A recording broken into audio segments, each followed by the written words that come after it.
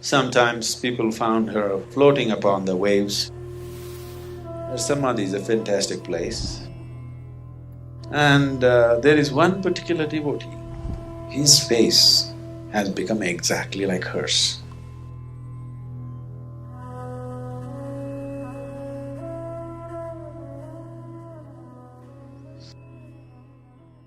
Mayamma was… nobody really knows where she came from, but looking at her physical features, most probably she came somewhere from northeastern states, either from Nagaland or somewhere where the features are mongoloid. She could be from Tibet for all you know, because I think she never spoke, is that so? She never really spoke. So she was in the town of Kanyakumari, which is the very tip of southern India, the Indian peninsula. So she just wandered the streets like a beggar. She walked around, but with a different kind of pride in her. And all the local dogs gathered around her and became her friends.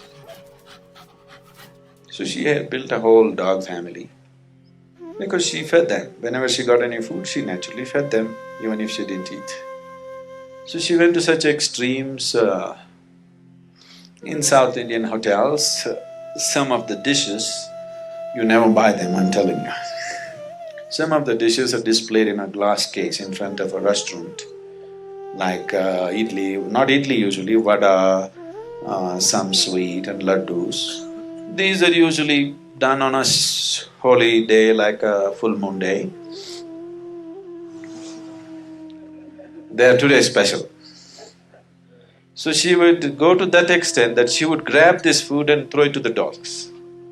So there have been incidents where a few times she's been beaten up and abused and everything.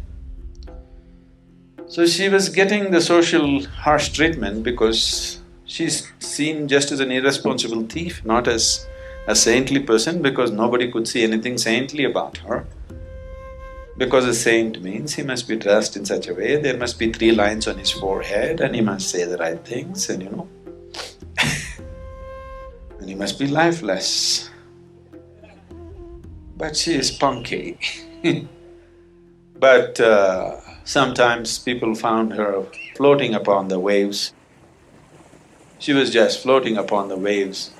That amazed people and they started looking at her with little more respect. Later on, some person who was involved in her old age, he brought her to a place called Salem, and she lived there and she died there. She left her body there. Her samadhi is a fantastic place. Fantastic means not in any way, it's just one cement thing, very barely built, a small house, but it's really strong, strong it is. So I happen to be in a small hill station which is close to this place. And that day happened to be a Paurnami, that is a full moon day. So somebody was talking about this Mayamma, her samadhi, and many things I had heard about her from many people. So we thought we'll drive down from the hill and just go there because it's Paurnami evening, let's see. And somebody came and said there's something special happening there on Paurnami evening. So when I went there at 5:30 in the evening, there was nobody. So we went in and sat in a small room, just 10 by 10 kind of room with a large picture of hers.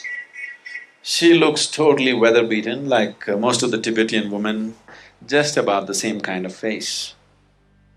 But it's explosive, that place. And there is one particular devotee. This is a man about 50 years of age at that time.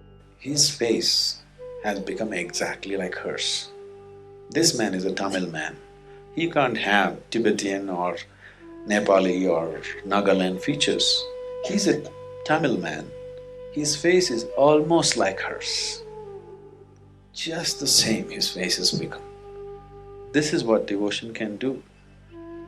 Devotion is always the quickest way because when you create unwavering emotion towards something, everything in you just gets focused. Not just your emotion, your mind, it takes it off completely. Your physical body also gets oriented towards that, your energies also get oriented towards that. And this man reshaped his face just like hers. His love for her is such. And I thought, this is an incredible man. Devotion just means this, it's become a one-pointed consciousness. It is not wavering here and there, it's just one way. Once everything that is there in this being is put in one direction, things will happen in ways that you have not believed possible. I want you to just look back on the spiritual history of India. You will see devotees doing incredible things. Things that happened around them are too magical for anybody to believe. They had no knowledge, they had no other mantra tantra going with them. The only thing was single-pointed devotion, that's all. Things that happened within them and around them are too magical for anybody to believe. Incredible things happened around them. And millions of people were moved simply by their presence. All they had is single-pointed devotion, that's all.